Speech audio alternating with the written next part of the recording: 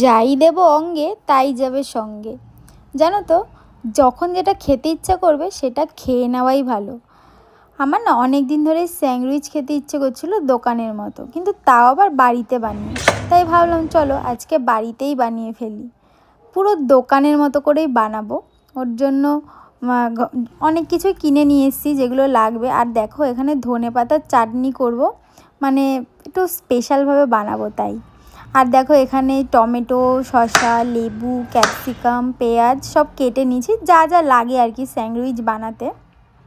আর veg স্যান্ডউইচই বানাবো, ভেজটাই আমার খেতে ইচ্ছে করছিল। নর্মালি চিকেন স্যান্ডউইচ তো আমরা সবসময় খেয়েই থাকি।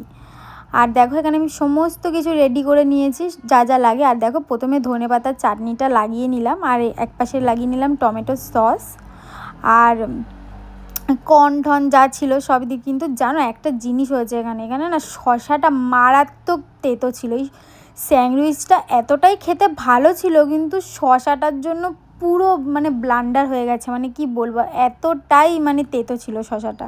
আর দেখো এখানে লেটুস পাতাও আমি কিনে এনেছিলাম, মানে হেভি লাগে লেটুস পাতা দিয়ে স্যান্ডউইচ খেতে বা বার্গার খেতে, খুবই ভালো লাগে। এটা অনেকটা বার্গারের মতনই করেছি, কিন্তু এটা পাউরুটি দিয়ে করেছি। আর দেখো আমার সমস্তগুলো রেডি হয়ে গেছে।